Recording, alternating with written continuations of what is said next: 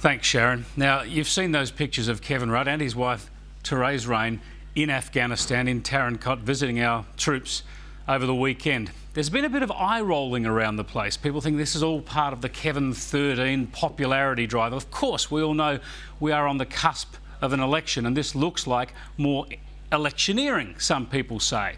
Now, I think they're wrong, and I think it's wrong to criticise Kevin Rudd for taking this trip. I'm certainly strongly supporting Kevin Rudd on this one. He gets my vote of thanks for making this trip, because those troops, men and women from Australia, are risking their lives and limbs every day in Afghanistan. They've seen many of their own comrades fall over the last few years, of course. I've been on some of those trips in a previous capacity, working for the Howard government, and have seen the troops on the ground in Iraq and Afghanistan, and seen the way they appreciate that sort of visit.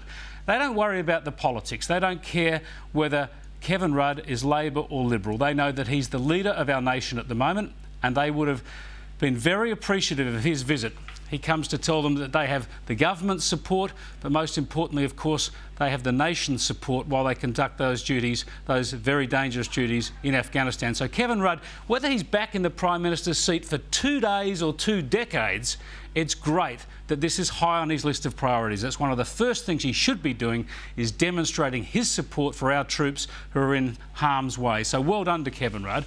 Well done also to Therese Rain for joining him on the trip. Now, that's also created a bit of a discussion too, the fact that the Prime Minister's wife went with him into this war zone. And there's been a bit of spin about this, suggesting that she's the first Prime Minister's wife to undertake such a trip. Now, I dips my lid to her for going, good on her, but Tim Blair, the blogger at the Daily Telegraph, regular guest on Viewpoint and Friday Night Live, has put me onto a little-known fact. Well, it should be a well-known fact, and that is that back in 1968, the Prime Minister's wife, Bettina Gorton, travelled to South Vietnam with John Gorton. She went to Nui Dat and she visited the troops there and reviewed the troops with the Prime Minister.